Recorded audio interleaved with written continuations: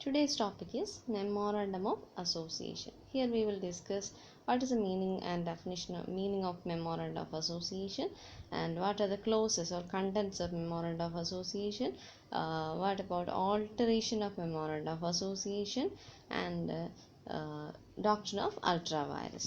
Memorandum of Association is a charter of the company that on which it deals the company with the outside world. It lays down the powers and objects of the company and the scope and operations of the company, beyond which its actions cannot go. A company's actions cannot go beyond what is written in the Memorandum of Association. കമ്പനിയുടെ powers, അതിൻ്റെ objects, അതുപോലെ തന്നെ scope of operations എല്ലാം കമ്പനിയിൽ ഈ memorandum of അസോസിയേഷനിൽ specify ചെയ്തിട്ടുണ്ട്. അതിനപ്പുറം ഒരു കമ്പനിക്ക് പോകാൻ പറ്റില്ല. വാട്ട് എ കമ്പനി ഈസ്, അതാണ് ഒരു ഔട്ട്സൈഡ് വേൾഡ് നോക്കുമ്പം അതാണ് memorandum of association. The main purpose of Memorandum of Association is to enable the stakeholders, that is shareholders, creditors and all other person who deals with the company, to know what are the company's powers and what is the range of its activities. Next we can see clauses or contents of Memorandum of Association. Mainly 6 clauses ആണ് പറയുന്നത്. Name clause, registered office clause, objects clause, liability clause, capital clause, association and or subscription clause. Here in name clause നമ്മൾ പറയുന്നത് name of the company, specific name. Company as a legal person, company should have a specific name. ആ പേര് മറ്റൊരാളുടെ കൺഡിസൈറബിൾ ആയതാവാൻ പാടില്ല. അതുപോലെ തന്നെ identical വേറൊരു കമ്പനിയുടെ പേര് തന്നെ ആവാൻ പാടില്ല. അതുപോലെ തന്നെ ഗവൺമെൻറ് പ്രൊഹിബിറ്റ് ചെയ്തതാവാൻ പാടില്ല. പിന്നെ കമ്പനി നമ്മൾ നേരത്തെ പറഞ്ഞ പോലെ പബ്ലിക് കമ്പനി ആണെങ്കിൽ ലിമിറ്റഡ് എന്ന് ചേർക്കണം, പ്രൈവറ്റ് കമ്പനി ആണെങ്കിൽ പ്രൈവറ്റ് ലിമിറ്റഡ് എന്ന് ചേർക്കണം. ഇങ്ങനെയുള്ള പേരോട് കൂടിയ ഒരു കമ്പനിക്ക് ഇങ്ങനെ ഒരു പേരുണ്ടായിരിക്കണം. അതാണ് നെയിം ക്ലോസിൽ നമ്മൾ സ്പെസിഫൈ ചെയ്തിരിക്കുന്നത്. രജിസ്റ്റേർഡ് ഓഫീസ് ക്ലോസ് കൊണ്ട് ഉദ്ദേശിക്കുന്നത് ഓരോ കമ്പനിക്കും അതിൻ്റേതായിട്ട് പ്രവർത്തിക്കാൻ വേണ്ടി ഒരു രജിസ്റ്റേർഡ് ഓഫീസ് ഉണ്ടായിരിക്കണം. അതിന് ലെറ്റർ അയക്കേണ്ടി വരും, കേസ് കൊടുക്കേണ്ടി വരും, അല്ലെങ്കിൽ കേസ് നമ്മൾക്കെതിരെ എന്തെങ്കിലും ഉണ്ടെങ്കിൽ മറ്റൊരാൾക്ക് അഡ്രസ്സ് ചെയ്യേണ്ടി വരും. അതുപോലെ ക്രെഡിറ്റേഴ്സിനും സ്റ്റേക്ക് ഹോൾഡേഴ്സിനും ഒക്കെ കമ്പനി അഡ്രസ്സ് ചെയ്യേണ്ടി വരുമ്പോൾ കമ്പനിക്ക് ഒരു സ്പെസിഫിക് അഡ്രസ്സ് ഉണ്ടായിരിക്കണം. ആ അഡ്രസ്സാണ് രജിസ്റ്റേർഡ് ഓഫീസ് ക്ലോസ്. അല്ലെ ആ ഒരു രജിസ്റ്റേർഡ് ഓഫീസിൻ്റെ കാര്യങ്ങളാണ് രജിസ്റ്റേർഡ് ഓഫീസ് ക്ലോസിൽ സ്പെസിഫൈ ചെയ്യുന്നത്. Where the company's registered office is situated. Situation of the company's registered office determines the domicile of the company. കമ്പനിയുടെ ഡൊമിസൈൽ ആണ് അവിടെ കാണിക്കുന്നത്, രജിസ്റ്റേർഡ് ഓഫീസിലൂടെ കാണിക്കുന്നത്. ഇപ്പോൾ നമ്മുടെ ഏത് ജൂറിസ്ഡിക്ഷനിലാണ്, ഏത് കോർട്ടിൻ്റെ ജൂറിസ്ഡിക്ഷനിലാണ് നമ്മളുള്ളതെന്ന് അറിയണം. അതുപോലെ തന്നെ കമ്പനിക്ക് ആക്ടിവിറ്റീസ് പലർക്കും letters, mail, annual returns, minutes book, register of members, അങ്ങനെ പല കാര്യങ്ങളും അയക്കുകയും ഇങ്ങോട്ട് അയക്കുകയും ഒക്കെ ചെയ്യേണ്ട സിറ്റുവേഷനിൽ രജിസ്റ്റേർഡ് ഓഫീസിൻ്റെ അഡ്രസ്സ് അറിഞ്ഞിരിക്കണം. രജിസ്റ്റേർഡ് ഓഫീസ് അതാണ് റിലവൻ്റ് ആയിരിക്കുന്നത്. അതാണ് രജിസ്റ്റേർഡ് ഓഫീസ് ക്ലോസിൽ ഉദ്ദേശിക്കുന്നത്. Next is objects close. Objects close എന്ന് പറഞ്ഞാൽ what is objects of company, what is activity of the company, അതാണ് ഒബ്ജക്ട് ക്ലോസിൽ സ്പെസിഫൈ ചെയ്യുന്നത്. അത് രണ്ടായിട്ട് നമുക്ക് ഡിവൈഡ് ചെയ്യാം. അത് main object close and other objects close. Main objects close എന്ന് പറയുന്നത് മെയിനായിട്ട് what is objects, what are the activity of the company. Other objects close എന്ന് പറയുന്നത് സംടൈംസ് ഇറ്റ് മേ ചേഞ്ച്. പക്ഷേ എന്താണ്, മെയിൻ ഒബ്ജക്റ്റിനെ സപ്പോർട്ട് ചെയ്യുന്ന ഒബ്ജക്റ്റീവ്സ് ആയിരിക്കണം. എന്താണ് അതർ ഒബ്ജക്ട്സ് എന്ന് പറയുന്നത്. ഇങ്ങനെയുള്ള കമ്പനിയുടെ ആക്ടിവിറ്റീസ്, കമ്പനിയുടെ പവേഴ്സ് എവിടെ വരെ പോകാം, കമ്പനിയുടെ ആക്ടിവിറ്റീസ് എന്തൊക്കെയാവും, അതാണ് മെയിൻ ഒബ്ജക്ട്സ് ക്ലോസിൽ പറയുന്നത്. അതിൻ്റെ പർപ്പസ് എന്ന് പറയുന്നത് കമ്പനി മെയിൻ ഒബ്ജക്ട്സ് അല്ലെങ്കിൽ ഒബ്ജക്ട്സ് സ്പെസിഫൈ ചെയ്യണം എന്ന് പറയാനുള്ള അല്ലെങ്കിൽ അതിൻ്റെ റീസൺ എന്ന് പറയുന്നത് ഷെയർ ഹോൾഡേഴ്സിനോ അതുപോലെ തന്നെ മെമ്പേഴ്സിനോ ബിസിനസ്സിനെ കുറിച്ചുള്ള ഇൻഫോർമേഷൻസ് അറിയണം. എന്തിനു വേണ്ടിയാണ് അവരുടെ മണി യൂസ് ചെയ്തിരിക്കുന്നത് എന്നുള്ള അറിയണം. അതുപോലെ തന്നെ it informs a persons dealing with the company. കമ്പനിയുടെ പവേഴ്സ് എത്രമാത്രം അറിയേണ്ടുന്ന സ്റ്റേക്ക് ഹോൾഡേഴ്സിന് അതിനെക്കുറിച്ച് അറിയണം. അതുപോലെ തന്നെ it serves a public interest. പബ്ലിക്കിന് കമ്പനിയെക്കുറിച്ചുള്ള ഇൻഫർമേഷൻസ് പ്രൊവൈഡ് ചെയ്യാനും ഒബ്ജക്ട്സ് ക്ലോസിന് കഴിയും. Next is liability clause. Liability clause എന്ന് പറഞ്ഞാൽ മെമ്പേഴ്സിൻ്റെ ലൈബിലിറ്റിയെക്കുറിച്ച് ഇൻഫോം ചെയ്യുന്ന ക്ലോസ് ആണ് ലൈബിലിറ്റി ക്ലോസ്. അത് തന്നെ അവിടെ നമ്മൾ നേരത്തെ പറഞ്ഞ പോലെ തന്നെ ലിമിറ്റഡ് കമ്പനിയുടെ കേസിലാണ്. In case of limited by shares and in case of companies limited by guarantee അത് സ്പെസിഫൈ ചെയ്തിരിക്കണം. അതാണ് liability clause. Next is capital clause. Capital clause എന്ന് പറയുന്നത് ഷോസ് കമ്പനീസ് ക്യാപിറ്റൽ, അതിൻ്റെ ഷെയർ, അതിൻ്റെ സബ് ഡിവിഷൻസ്, ക്യാപിറ്റൽ എങ്ങനെയാണ് അത് ഡിവൈഡ് ചെയ്ത് നമ്പർ ഓഫ് ഷെയർസ് ആക്കിയിരിക്കുന്നത്, ഓരോ ഷെയറിൻ്റെ വാല്യൂ, അങ്ങനെയുള്ള കാര്യങ്ങളാണ് ക്യാപിറ്റൽ ക്ലോസിൽ ഇൻക്ലൂഡ് ചെയ്തിരിക്കുന്നത്. Next is association or subscription clause. Association or subscription clause memorandum of അസോസിയേഷനിൽ സൈൻ ചെയ്തിരിക്കുന്ന സബ്സ്ക്രൈബേഴ്സ് എന്ന് പറയും. who's signed on the memorandum, they are known as subscribers. അവരാണ് കമ്പനി ഫോം ചെയ്യുന്ന സമയത്ത് എന്താണ് സൈൻ ചെയ്തിരിക്കുന്ന ആൾക്കാർ, മെമ്പേഴ്സ്. ആ ആൾക്കാരുടെ കുറിച്ചുള്ള ഇൻഫർമേഷൻസ്.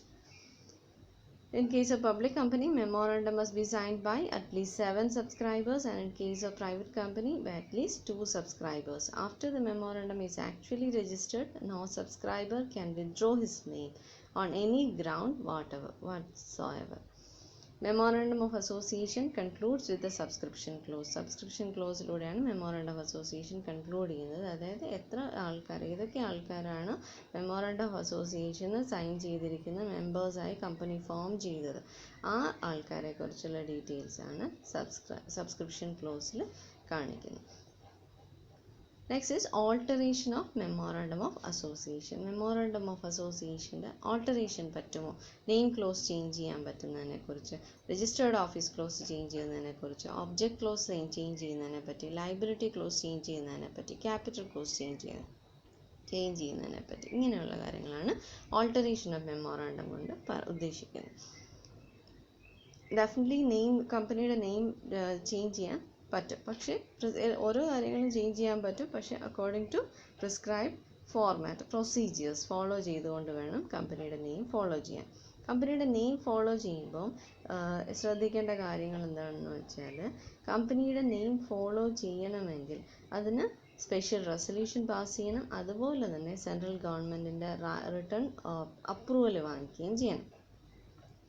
അത് സാധാരണഗതിയിൽ ഒരു കമ്പനിക്ക് പേര് ചേഞ്ച് ചെയ്യണം. ഇനി ഗവൺമെൻറ്റിന് തന്നെ അത് പേര് മാറ്റണം, ഐഡൻറ്റിക്കൽ ആയിട്ട് പറയുകയാണ്, വേറൊരു കമ്പനിയുടെ പേരുമായിട്ട് അവർ കേസ് കൊടുത്തു, അങ്ങനെ വരിക, അങ്ങനെയൊക്കെ ഉണ്ടാവുകയാണെങ്കിൽ by passing on ordinary resolution, സാധാരണഗതിയിലാണ് by passing special resolution and obtaining approval from central government.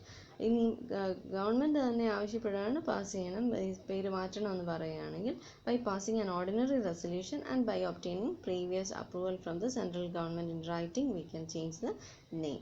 അതുപോലെ തന്നെ ചേഞ്ച് ചെയ്താൽ, പേര് മാറ്റിയാൽ അപ്പോൾ തന്നെ നമ്മളത് രജിസ്ട്രാറിന് കമ്മ്യൂണിക്കേറ്റ് ചെയ്യണം. പിന്നീടുള്ള ബാക്കി ഡോക്യുമെൻറ്റ്സ് എന്താണ്, മെയിൽ എല്ലാം കമ്മ്യൂണിക്കേഷൻസ് എല്ലാം ഈ പേരിലായിരിക്കണം, അല്ലെ അവരുടെ രജിസ്റ്റേർഡ് മെമ്മോറണ്ടം ഓഫ് അസോസിയേഷനും മറ്റുള്ള ഡോക്യുമെൻറ്റ്സിലും ഈ പേര് മാറ്റി കാണിക്കുകയും വേണം. Next is alteration of registered office close. Registered office close ഒരു പ്ലേസിൽ നിന്ന് വേറൊരു പ്ലേസിലേക്ക് സെയിം സിറ്റിയിൽ തന്നെ മാറ്റുകയാണെങ്കിൽ അതിന് പ്രത്യേകിച്ച് വലിയ മാറ്റം ഉണ്ടാകുന്നില്ല. That does not involve the alteration of memorandum of association. അതുപോലെ തന്നെ registered office one city to another city within the same state മാറ്റിയാലും there will not much changes. അതാണ് മെമ്മോറണ്ടം ഓഫ് അസോസിയേഷനിൽ ഓൾട്ടറേഷൻ ഉണ്ടാക്കുന്നില്ല, പക്ഷെ അത് രജിസ്ട്രാറെ അറിയിക്കുക, അതിനനുസരിച്ച് മാറ്റങ്ങൾ വരുത്തുക.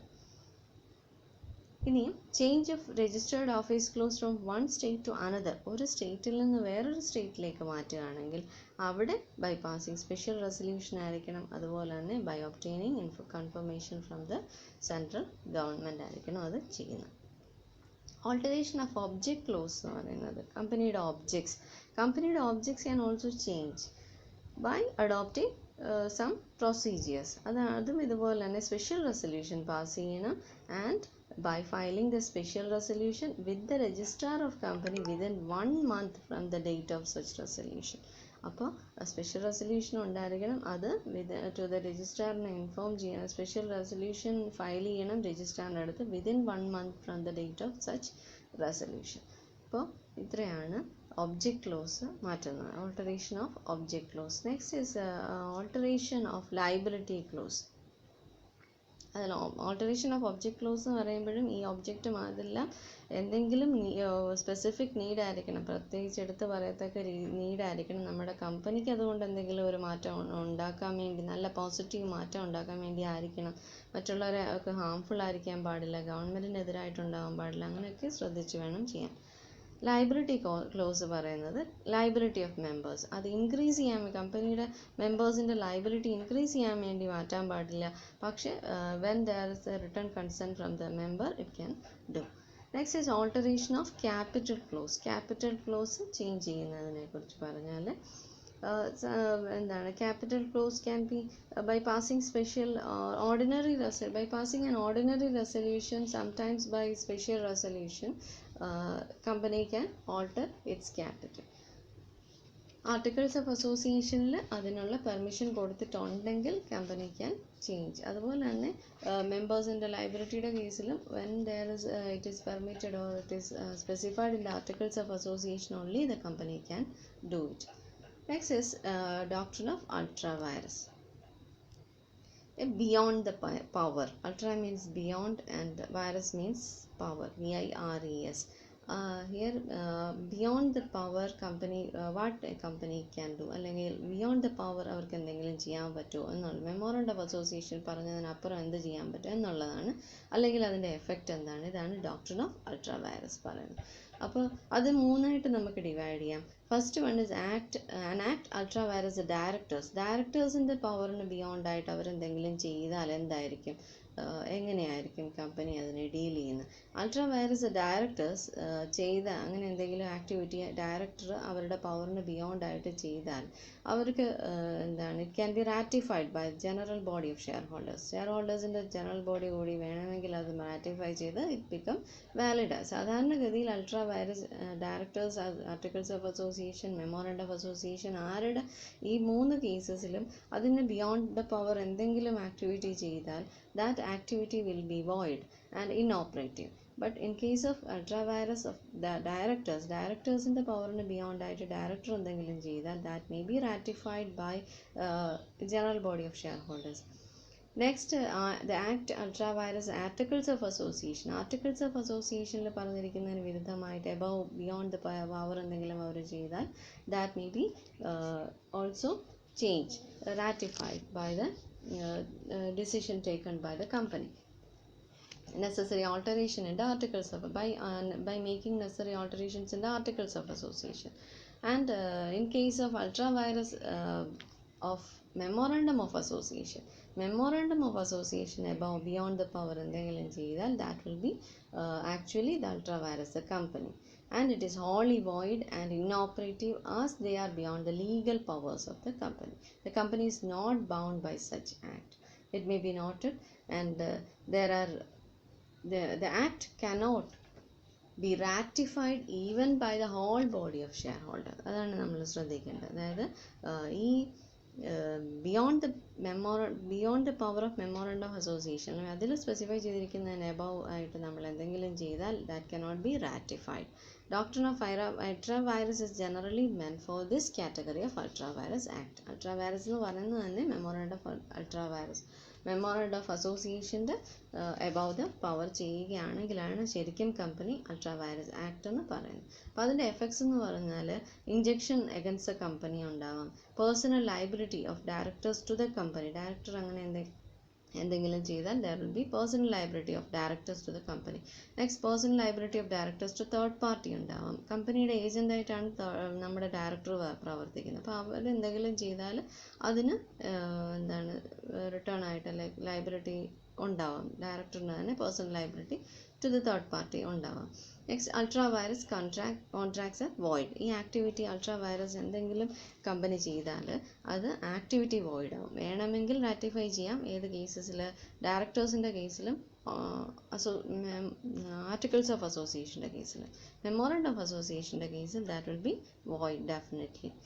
ഇതാണ് നമ്മൾ doctrine of ultra vires and its effects. അപ്പോൾ നമ്മൾ ഡിസ്കസ് ചെയ്ത ഡീറ്റെയിൽസ് ടോപ്പിക് എന്ന് പറയുന്നത് മെമ്മോറണ്ടം ഓഫ് അസോസിയേഷൻ, അതിനകത്തെ clauses or contents, alteration of memorandum of association and doctrine of ultra vires and its effects. Thank you.